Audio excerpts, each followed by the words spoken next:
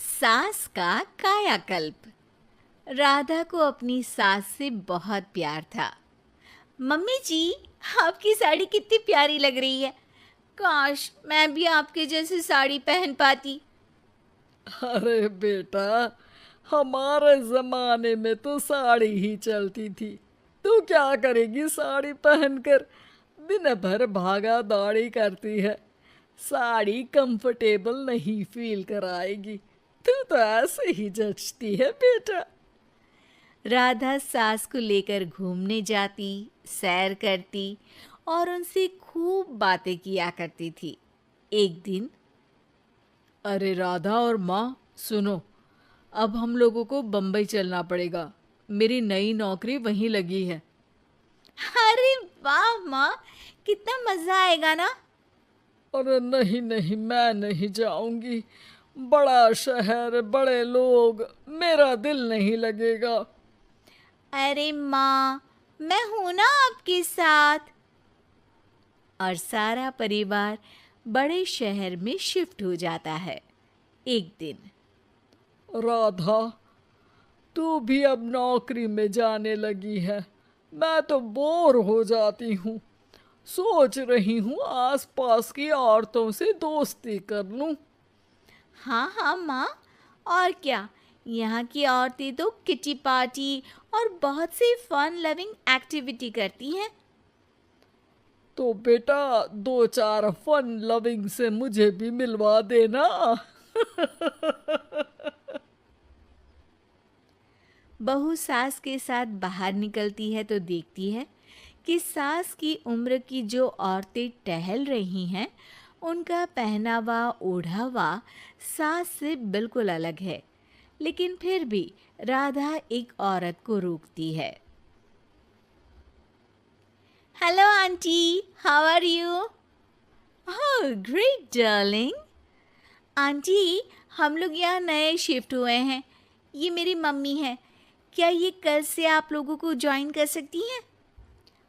वो औरत सास की तरफ बड़ी ही अजीब नज़रों से देखती है, फिर कहती है, अब ठीक है, कल से भेज देना। सास समझ जाती है कि उस औरत को वो ठीक नहीं लगी, लेकिन फिर भी वो कुछ नहीं बोलती। अगले दिन, अरे माँ, अच्छी सी साड़ी पहनकर तैयार होकर जाइए। आपको आपकी दोस्तों के पास जाना है ना। और नहीं नहीं, मैं सोच रही हूँ घर पर बैठकर टीवी देखूं। वैसे भी रामायण का नया एपिसोड आएगा।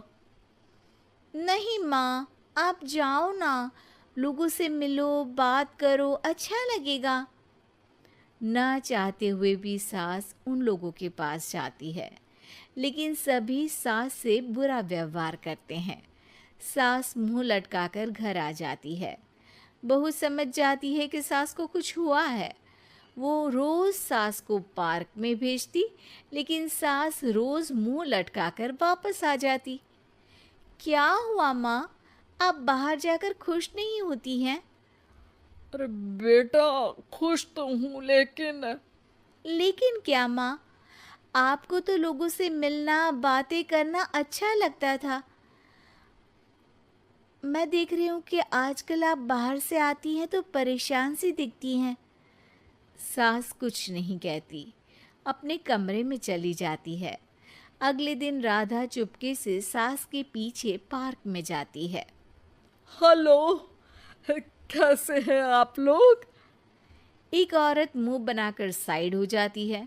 सभी एक दूसरे से बात करती हैं, लेकिन राधा की सास साइड में चुपचाप अकेली बैठी रहती हैं। राधा घर आती है और सास के वापस आने का इंतज़ार करती है।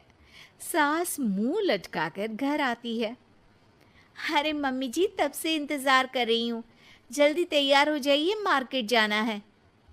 राधा सास को लेकर बाजार जाती है और उन्हें कुछ मॉडर्न कपड़े दिलाती है। अगले दिन सास उन कपड़ों को पहनकर पार्क में जाती है। Oh my god, you are looking gorgeous. Beautiful top, कहाँ से लिया? हे, मेरे घर में कल किटी है, तुम जरूर आना। अजीब औरतें हो तुम लोग। मैं रोज आती थी तब तो तुम लोग सीधे मुंह बात भी नहीं करती थी। आज इन कपड़ों को देखकर तुम मुझे घर बुला रही हो। लेकिन सुनो, अब मुझे तुम लोगों से कोई बात नहीं करनी और ना ही दोस्ती करनी है। अरे तुम तो बुरा मान गई। वैसे दोस्ती नहीं करनी थी तो ये कायाकल्प क्यों किया? ये मेरी बहू ने किया है। मैं यहाँ सिर्फ ये देखने के लिए आई थी कि तुमको मुझसे समस्या है या मेरे कपड़ों से। कपड़े तो बदले जा सकते हैं। अच्छा चलो जो भी हो, अब हम लोग तुम्हें अपने साथ रखने को तैयार हैं। लेकिन अब मुझे तुम लोग नहीं पसंद। ये बोलकर राधा की सास वहाँ से चली जाती है। वाह माँ जी, आज तो आपका चेहरा खिला खिला सा लग रहा है। लगता है आपकी सहेलियों ने आपको अपना लिया। हाँ, वो तो अपनाना ही था। दिखावे वाली जो है वो, मेरे कपड़े बदलते ही उनका दिल बदल गया। लेकिन आज मैं उन्हें मना कर आई, अरे क्यों माँ जी? क्योंकि उन लोगों को मुझसे नहीं मेरे कपड़ों से दोस्ती करनी थी। वैसे मेरे पास तो तू है ना, मेरी प्यारी बहू। मुझे किसी की जरूरत नहीं है। अरे नहीं नहीं माँ जी, आप ऐसा क्यों सोच रही हैं? बेटा, ये गलत भी तो नहीं है। जैसा देश वैसा भेष। क्यों? ठीक है ना माँ।